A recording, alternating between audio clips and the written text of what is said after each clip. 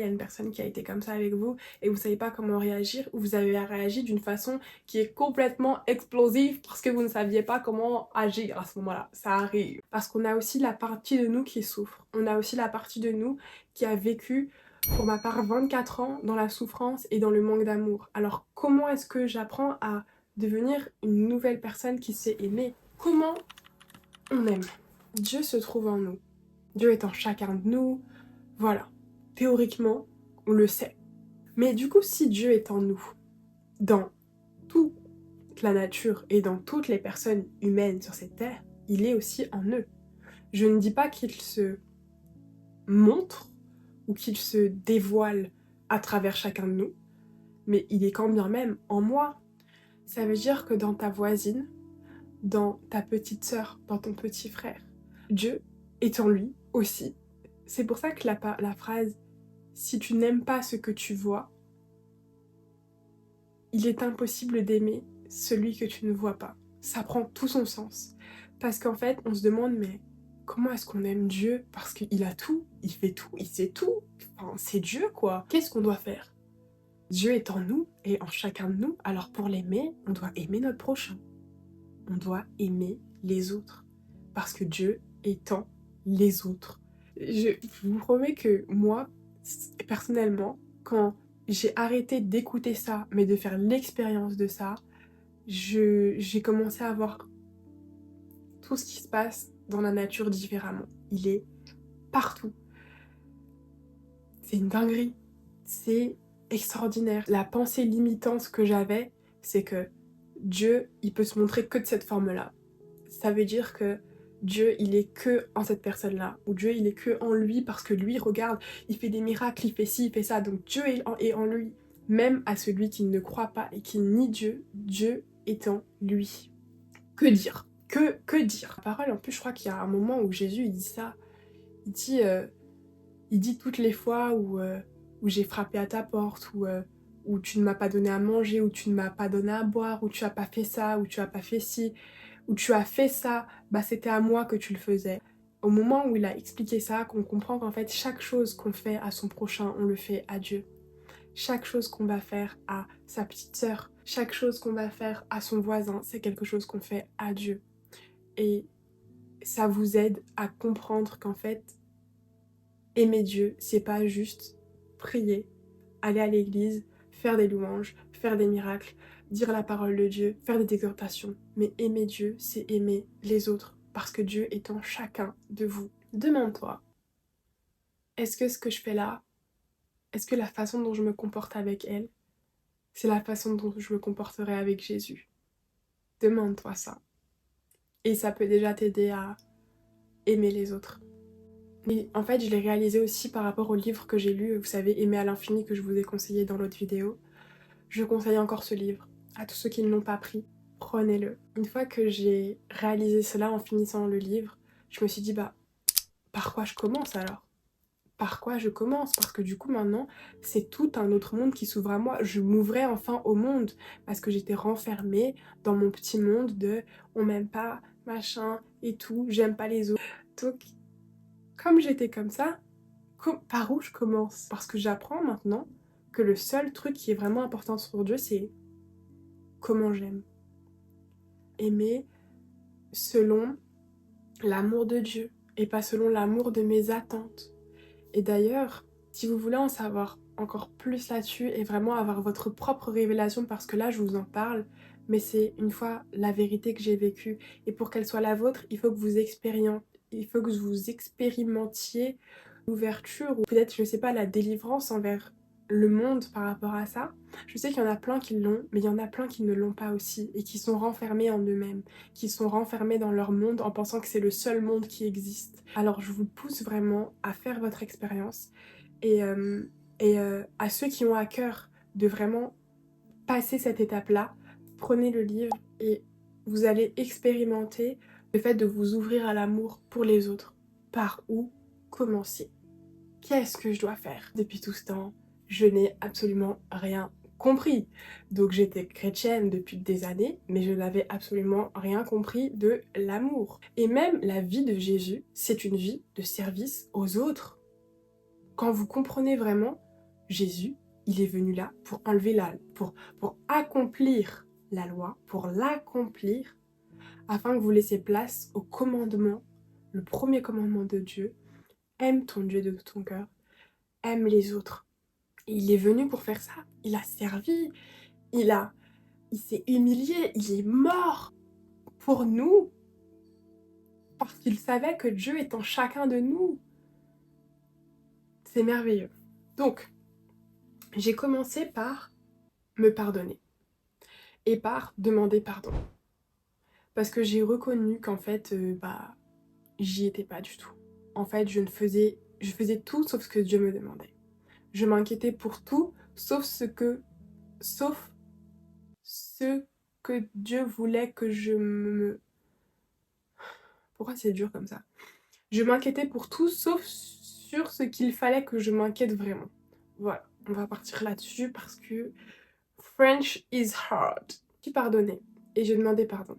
J'ai dit au Seigneur, Seigneur, je n'ai jamais compris cela avant. Je n'ai jamais compris que ta réelle volonté c'était que j'aime les autres.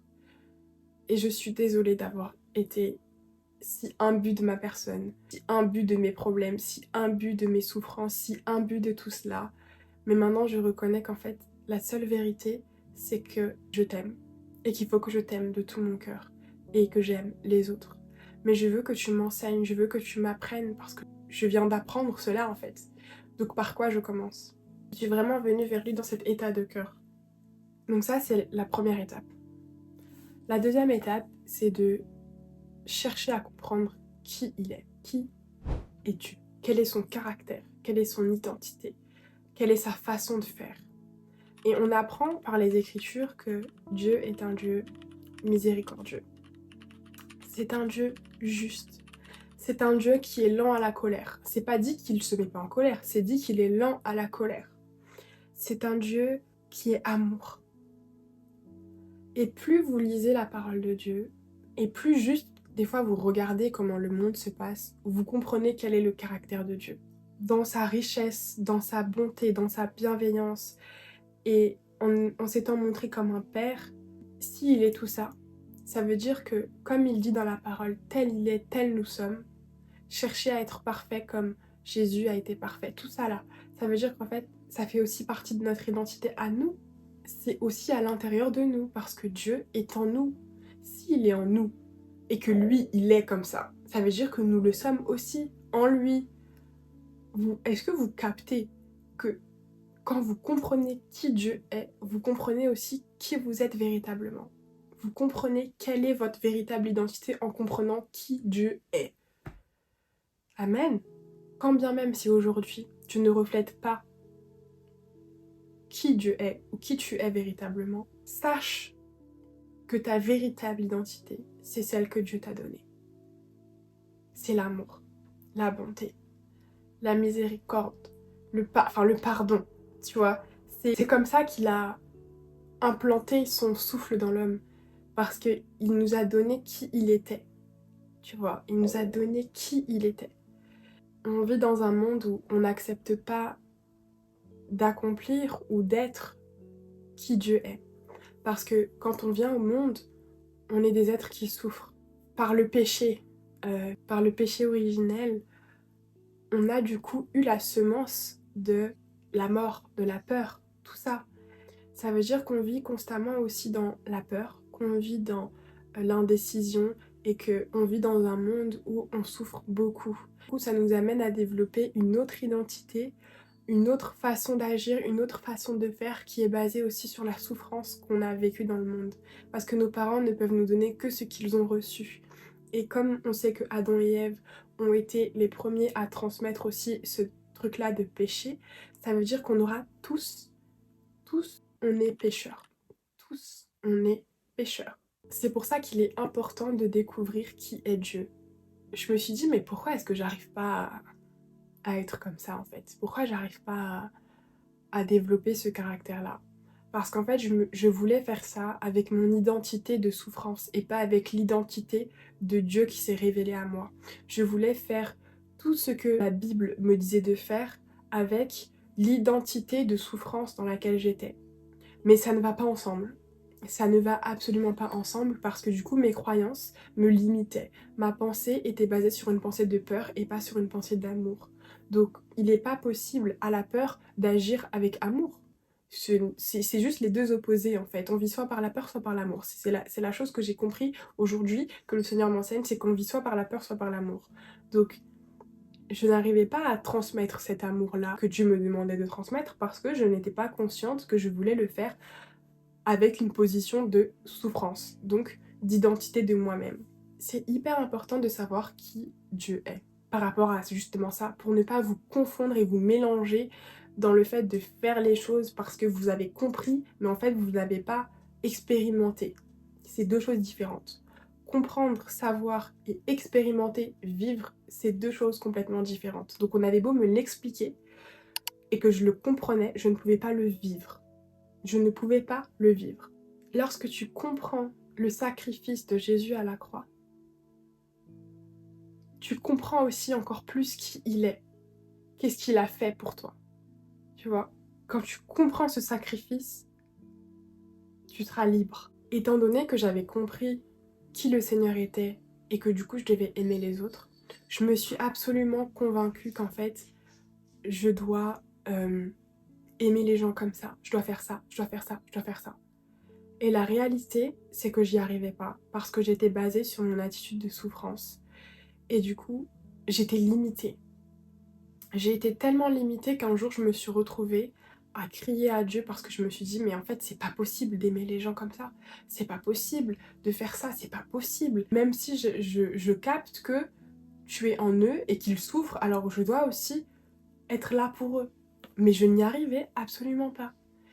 Et quand j'ai réalisé cela, j'étais en colère. Et, euh, et pareil, je me suis dit, mais il faut que j'ai une conversation avec toi, Seigneur, parce que je ne... Je... Comment tu peux me demander de faire un truc que ça devrait aller? Je prie, machin et tout.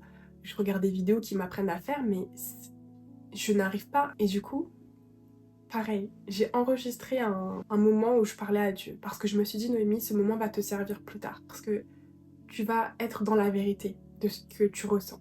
Vous voyez? Authenticité, c'est hyper important. Alors du coup, je me suis posée. Et l'audio est pas glorieux parce que je pleurais. J'étais vraiment dans un état où je me disais, mais en fait, je n'y arriverai jamais. Je vais pas tout vous mettre parce que vraiment, c'est une conversation avec Dieu et du coup, c'est quelque chose d'hyper sensible pour moi. Je vous laisse écouter cet audio.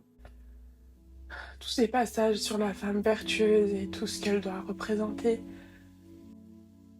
c'est quelque chose que je connais. Mais pourtant, j'ai l'impression que je suis pas dans l'amour. Je sais pas si c'est un truc qu'il faut qu'on ressente tout le temps. C'est comme si que c'était jamais assez et que mon cœur n'est jamais rempli d'amour pour les autres et pour moi. Je me sens comme une hypocrite qui sait la parole, qui connaît les choses, mais qui n'arrive pas à le vivre profondément. Il y a un truc qui va pas et je sais pas ce que c'est. Et j'ai besoin de toi. Alors voilà, ça c'est vraiment les quelques minutes où j'ai réalisé que j'avais beau tout faire, je pouvais pas. Ma condition humaine ne pouvait pas. Comme je vous ai dit, ce n'est pas vous qui le faites. Ce n'est pas de vos propres forces. J'ai essayé et je n'y suis pas arrivée. Ça, c'est vraiment mon expérience personnelle. J'ai essayé de le faire, mais je n'y suis pas arrivée. Et j'avais une sorte de condamnation envers moi-même par rapport à ça. Je me sentais condamnée en fait. Je me sentais condamnée parce que je me disais, mais Seigneur, je suis pas digne. Et le jour même, le Seigneur m'a répondu. J'ai aussi enregistré la délivrance que le Seigneur m'avait apportée par rapport à ça, le moment où le Seigneur m'a parlé par rapport à ça, et du coup, ça s'est passé dans la même journée. Se dire qu'il faut vraiment être authentique et de dire la vérité sur ce que vous n'arrivez pas à faire dans votre relation avec Dieu. C'est hyper important parce que des fois on se convainc qu'on fait la bonne chose et du coup on n'est pas dans la vérité et on reste dans ce faux semblant parce qu'on ne va pas voir Dieu et lui dire mais Seigneur, en fait, tu me demandes de faire ça, mais comment je fais ça? On a peur de faire ça. Encore une fois, on est motivé par la peur parce qu'on se dit mais non, mais Dieu, il est machin, alors on est obligé de savoir faire ça quand même, on est chrétien. Mais non, la vérité, c'est que on ne peut pas comprendre les voies de Dieu si on ne l'expérimente pas. Et moi, j'étais la première à faire semblant et je me suis rendu compte que une fois que je me suis posée avec Dieu et j'ai dit Seigneur, tu me demandes d'aimer, j'arrive pas à aimer. Qu'est-ce qu'on fait? Comment on fait? Et je me culpabilisais de pas arriver à aimer. Je me culpabilisais parce que je me suis dit mais en fait je suis pas une bonne personne, je suis pas une bonne chrétienne. J'arrive pas à aimer mon voisin, il me parle comme ça, j'ai envie de lui dire voilà, parce que maintenant je suis dans la vérité de qui je suis, j'arrête de faire semblant. Et ben en arrêtant de faire semblant d'être quelqu'un que j'étais pas, en arrêtant d'être une people pleaser, je me suis rendu compte qu'en fait j'avais des mots parfois où j'avais des pensées j'assumais en fait que des fois je n'aimais pas. Voilà. Et alors, le Seigneur m'a répondu et ça m'a libérée. Ça m'a libérée de ce fardeau-là de j'arrive pas à faire ce que tu me demandes, Seigneur. Je vais vous mettre un court extrait du moment où j'ai été délivrée. Je mérite pas parce que j'arrive pas à m'aimer, j'arrive pas à aimer les autres, j'ai beau faire ce que je veux, j'ai beau dealer avec ci, avec ça, j'y arrive pas. Et c'est pas grave. Ce n'est pas une condamnation parce que tu as Jésus et parce qu'il est déjà mort pour ça et parce qu'il t'a déjà offert le pardon et parce qu'il t'a déjà offert l'amour que tu as besoin. C'est déjà, tout est là. Tout est déjà là. Et j'avance parce que je suis déjà sauvée et je suis déjà guérie et je suis déjà dans l'amour et je suis déjà pardonnée. Tout ça, il l'a déjà donné. C'est merveilleux. Et alors, je pourrais marcher dans la voie qui me demande de marcher par l'amour et pas parce que je veux faire les œuvres pour pouvoir être juste, mais parce que son amour m'a convaincue de ça. Son amour m'a convaincue. C'est l'Esprit de Dieu, c'est l'amour de Dieu qui va te justifier et te rendre juste, quand bien même dans la chair tu es faible, il te rend juste, il te rend droit, il te rend pur, parce que tu crois en son Fils Jésus qui est mort pour ça. Alors, comme tu peux le voir, c'est un court extrait. Mais si vous le voulez, dites-le moi en commentaire. Je vous publierai l'entièreté de ce moment avec Dieu. Un moment qui m'est très intime, mais je crois que ça peut aider certains d'entre vous à être vrai avec ce que vous pensez de Dieu et de la parole et de ce qu'il vous demande de faire. J'ai fait cela. Le Seigneur m'a montré qu'en fait, en lui, j'avais déjà tout. En lui, j'avais déjà reçu ma délivrance. Il avait déjà tout accompli en fait. Donc je n'avais pas à me culpabiliser. J'avais juste à accepter le sacrifice de Jésus à la croix qui est mort justement parce que moi je ne suis pas capable de faire ça. Je ne suis pas capable de le faire. Alors il l'a fait pour moi. Il a servi les autres jusqu'à la mort. Ça, c'est le plus grand signe d'amour qu'il a eu envers toi, envers moi, envers ta voisine, envers son voisin, envers toutes les personnes qui ont une âme et qui vivent, qui ont une âme unique et qui vivent. Il l'a fait pour vous. Quand j'ai compris le sacrifice de Jésus à la croix, je me suis dit, ok, maintenant je peux vraiment aimer d'une place qui vient de Dieu en fait. Je sais juste que maintenant je vois les choses autrement. J'ai juste arrêté de mettre un jugement sur leur personne et parfois il y en a qui sont en mode ouais mais c'est mon petit, c'est ma petite, mais Dieu il se cache dans chacun d'eux. Alors si on n'est pas ouvert à cela, on peut manquer de nombre incalculable de messages de la part de celui que tu pries tous les jours et que tu demandes une réponse à ta prière. Est-ce que tu comprends l'importance d'aimer les autres? Parce que des fois tu pries, tu pries, tu pries, t'as pas de réponse, mais c'est en allant parler avec ton petit frère, ta petite soeur, ton grand frère, que le Seigneur va te répondre, tu vois. Parce qu'il a des façons, il a une manière incalculable de communiquer. Il peut parler à travers tout et n'importe quoi. Tout et n'importe quoi. Ça veut dire que tu peux marcher dans la rue, tu regardes un panneau, c'est écrit une phrase qui n'a rien à voir avec la Bible, mais ça va connecter à une pensée que tu as eue à un moment donné de ta vie et ça va être la réponse à une question que tu t'es posée alors que ça n'a rien à voir, c'est peut-être une pub pour, je sais pas, le jambon.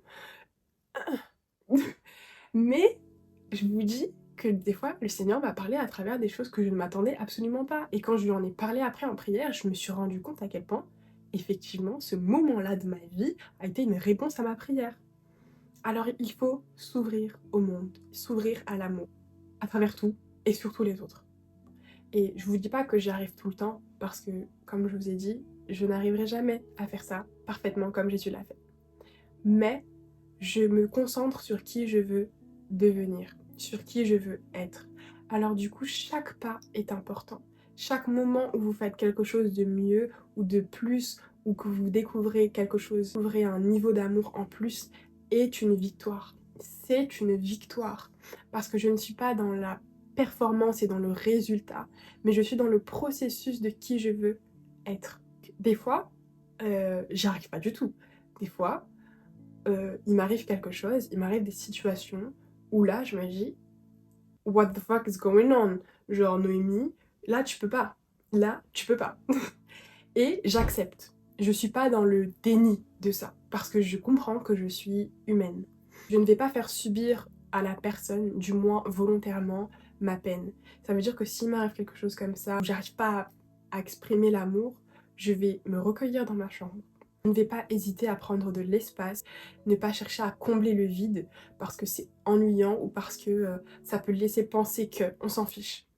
Vous retournez dans votre chambre, vous demandez à Dieu de vous révéler les choses qui se sont réellement passées en vous et pas forcément mettre un point accusateur sur l'autre. Ça veut dire que accepter aussi que vous aussi vous avez eu des comportements qui ont été où vous avez eu tort.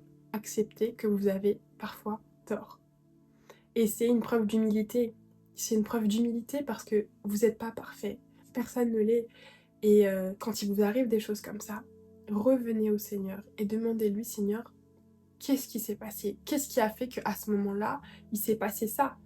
Parce qu'on ne se juge pas et on ne juge pas les autres. On est dans l'apprentissage, dans le processus de qui on veut devenir, encore une fois.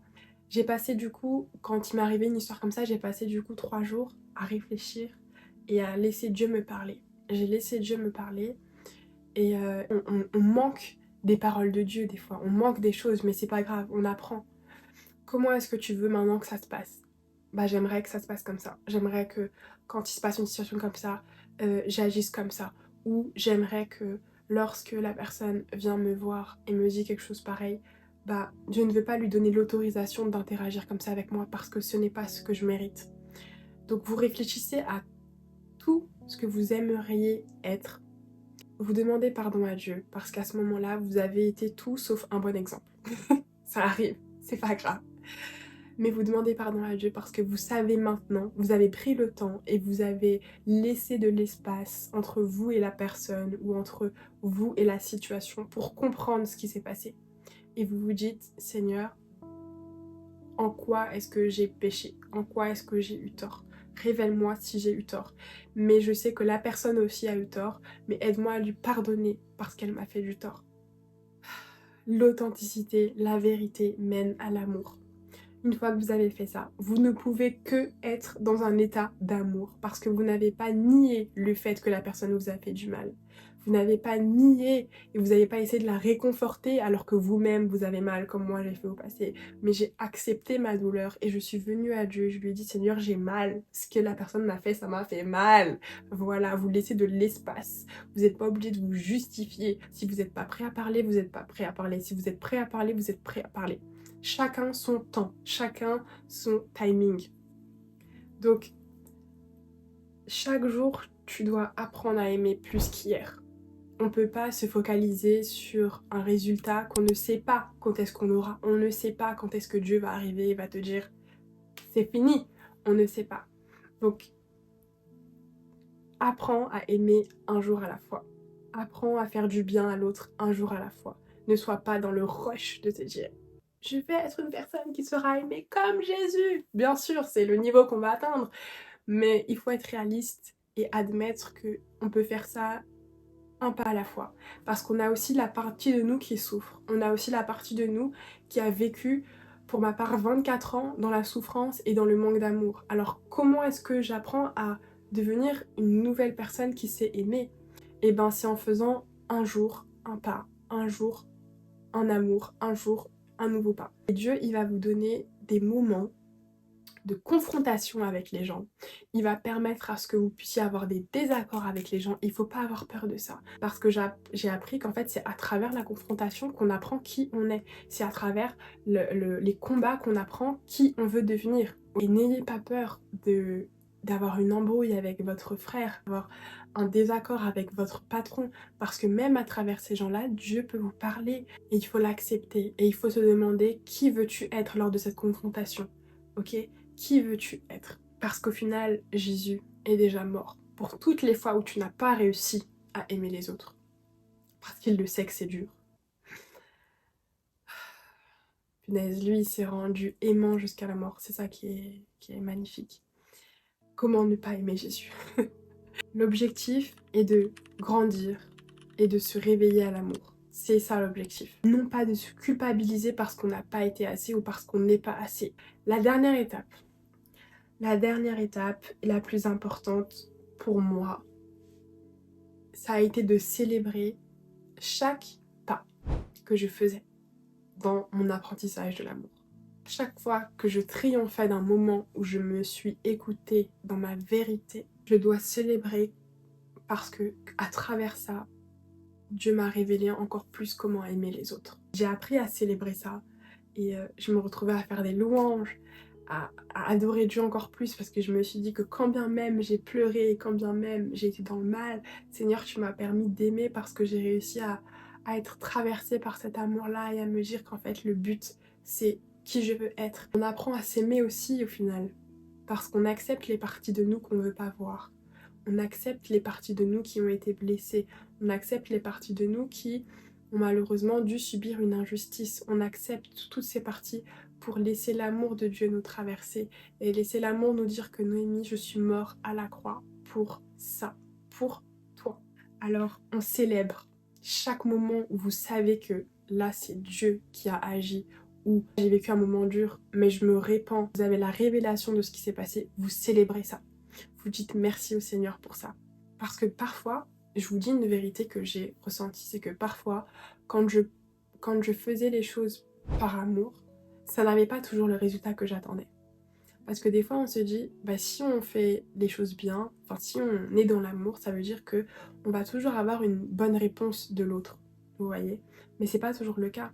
Jésus, lui, quand il prêchait, il parlait avec l'amour que de Dieu qui le traversait. Mais il y a des gens en face qui ne l'acceptaient pas, qui le condamnaient, qui lui disaient mais tu te prends pour qui? Mais tu crois que t'es qui? Mais tu te prends pour le fils de Dieu?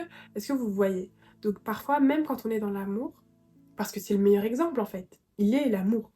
Donc même quand on est dans l'amour, on n'a pas toujours le résultat qu'on attend. On n'a pas toujours la réponse qu'on voudrait. Ça veut dire qu'on place aussi des attentes envers le fait de donner de l'amour. Ça, c'est l'humain. Mais Dieu, lui, enfin Jésus, lui, ne plaçait aucune attente envers ce fait de donner de l'amour. Parce qu'il avait déjà tout. Il savait déjà tout. Mais nous, on n'a pas cette capacité-là. Malheureusement, on ne sait pas tout. Donc du coup, on va se mettre à réfléchir à comment est-ce que la personne pourra bien réagir à la façon dont je vais parler. On va anticiper un petit peu, ne serait-ce qu'un petit peu la façon dont ça va se passer. Mais parfois, ça n'arrivera absolument pas comme vous l'attendez. Et encore une fois, on n'est pas focus sur le résultat. Quand bien même la personne n'a pas reçu la chose comme vous l'espériez, ce n'est pas une fin en soi parce que vous avez juste été dans le processus encore un peu plus d'aimer les gens, quand bien même le résultat n'est pas toujours celui qu'on attend. On peut avoir du mal à vraiment exprimer aux autres notre vérité. Parfois c'est dur, je vous ai dit, je suis quelqu'un qui essayait tout le temps de faire les choses pour que la personne le voit bien, le fasse bien, le comprenne bien. J'étais focalisée sur ça. Mais quand j'ai appris à me défocaliser sur l'autre et à me focaliser sur ma vérité, j'ai eu du mal à exprimer les choses que j'avais en moi. J'ai eu tellement de mal à faire ça que du coup j'écrivais. Je prenais un cahier, j'écrivais ce qui s'était passé et j'écrivais ce que je ressentais parce que du coup j'arrivais mieux à ressortir ce qui se passait en écriture plutôt qu'en parole, parce que l'écriture, je trouve que c'est directement lié à la pensée plutôt que à le fait de le dire. Donc j'ai pris ce pas-là d'écrire ce que je ressentais par rapport à exemple une embrouille, une situation, et Dieu me donnait le courage de dire la vérité. Lorsque j'ai fini d'écrire et que je priais par rapport à justement cette situation-là qui m'avait été donnée, je demandais à Dieu de me permettre de parler à cette personne-là dans la vérité et dans l'amour. Ne pas juste dire une vérité pour blesser, parce qu'on est responsable aussi de ce qu'on dit, et parfois on peut s'attendre à ce que ouais mais moi j'ai dit ça comme je le pense parce que c'est comme ça que je le pense, peu importe comment tu le prends, je m'en fous. C'est pas ça. C'est vraiment, je te dis la vérité, mais avec amour. Et pas être dans ce truc-là de je t'envoie quelque chose, tu me renvoies quelque chose. Ah, ça fait mal, alors je te renvoie quelque chose. La personne peut t'envoyer quelque chose de blessant, mais tu peux prendre le temps de process et de te dire que ta vérité à toi, c'est pas celle que la personne vient de te dire. Ma vérité à moi, c'est je veux raisonner avec l'amour. Alors je ne vais pas raisonner avec l'ordure que tu me craches, mais je veux raisonner avec l'amour. Alors si la chose que tu m'as dit ne résonne pas avec mon amour, je ne vais pas lui donner le crédit que tu attendais que je lui donne. Je vais juste être dans la réception et dans la transformation en créant quelque chose qui est plus propre à l'amour. J'ai réussi à le faire en prenant d'abord l'espace et le temps pour réfléchir à ce qui s'est passé. Et pas tout de suite être dans la réponse, mais prendre le temps de réfléchir. Donc s'il y a quelque chose que la personne dit qui a été dur, je ne vais absolument pas répondre. Je peux tout à fait partir ou dire que pour l'instant je préfère pas en parler. Je vais partir, je vais réfléchir, je vais méditer par rapport à ce que la personne m'a dit pour être pour me remettre dans une place d'amour, parce que parfois c'est trop dur d'entendre des choses, parfois c'est très dur d'entendre des choses. Donc on se remet dans une position d'amour et d'être dans la vérité de ce que la personne nous a blessé, de remettre ça à Dieu, de l'écrire si on n'arrive pas à parler. Et une fois qu'on a compris ce qui s'est passé et comment est-ce qu'on veut agir, qui on veut être, et ben là on va pouvoir parler. Là on va pouvoir prendre la personne et lui expliquer que, écoute, ce que tu m'as dit là, ça a fait ça, ça a fait ça. Et malheureusement, l'énergie que tu me donnes ne correspond pas à la personne que je veux être. Parfois ça peut être aussi ça, en fait, pour mettre des limites et, et pour accepter que le niveau dans lequel on veut aller n'est pas forcément le même niveau que la personne est. Et c'est pas grave. Expérimentez ça. Vous le faites au moins une fois. Essayez de le faire là, au moins une fois. Peut-être que là, je vous parle, mais vous avez déjà une situation dans l'attente où il y a une personne qui vous a fait ci, il y a une personne qui a été comme ça avec vous, et vous savez pas comment réagir, ou vous avez réagi d'une façon qui est complètement explosive parce que vous ne saviez pas comment agir à ce moment-là. Ça arrive. Je veux vraiment vous encourager à prendre le temps de ne pas avoir peur de parler à cette personne de ce qui s'est passé en vous, de ne pas avoir peur d'exprimer la vérité, mais exprimez-la toujours dans une place d'amour. Ayez de l'amour envers vous-même, prenez le temps de vous dire quelles sont mes limites, quel est le moment où la personne a dépassé les limites, quelle est la chose que j'aimerais mettre en place avec cette personne-là pour qu'on reste sur la même longévité d'amour. Et si la personne n'est pas prête à faire ça, c'est pas grave, je la laisse là où elle est et j'avance, tu vois. Il y a des frères, il y a des sœurs, on peut pas finir une relation avec eux.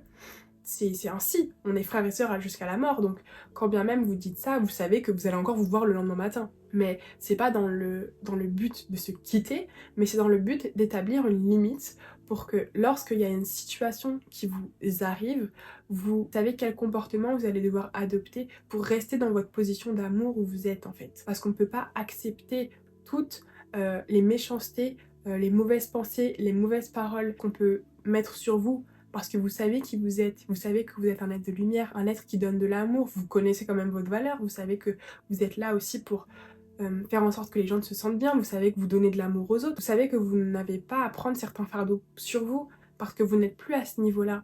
À mettre en pratique, je vous laisse le découvrir par vous-même, parce que chacun a sa façon de mettre en pratique ces choses-là.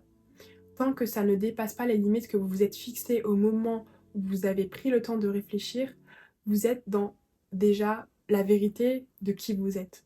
Voilà, j'ai énormément parlé, j'ai énormément d'idées, choses par rapport à ça et à mon histoire pour réussir à combattre la culpabilité, à combattre le manque d'authenticité. La volonté de Dieu, c'est d'abord d'aimer. C'est d'aimer Dieu de tout son cœur. C'est sa première volonté. Alors quoi que tu fasses dans ta vie, prends le temps de lui parler, prends le temps de méditer la parole, prends le temps d'être vrai avec ce que tu ressens pour Dieu. Si tu ressens que tu n'es pas bien, dis-lui, ne fais pas semblant que ça va. Et c'est que à ce moment-là que Dieu a pu me parler, parce qu'il savait que là, j'étais dans une place de vérité. Focalise-toi sur qui tu veux être et non pas sur ce que tu fais, parce que c'est ta pensée qui crée, ok? Donc sers-toi de cette pensée créative pour l'amour, parce qu'au final, l'amour, c'est le but. Je vais vous laisser en description un PDF de ce que j'ai écrit en fait pour, voilà, là, pour les étapes qui m'ont permis de commencer à agir dans l'amour. Peut-être que ça va vous aider. Et comme je vous ai dit, j'ai une facilité à écrire plus qu'à parler. Donc peut-être que mes écrits vont plus vous parler du coup. Donc voilà, j'espère que ça peut vous toucher encore plus et que ça va vous aider et que le Seigneur va vous permettre de vivre quelque chose de plus réel à vous-même en fait. Pas juste ce que les gens disent de qui est Dieu, mais qui est-ce que vous avez expérimenté en allant vers Dieu? Qu'est-ce que vous avez expérimenté? Quel est l'amour que vous voulez expérimenter aussi? Voilà, je vous remercie et je vous retrouve très bientôt pour une prochaine vidéo. Bisous.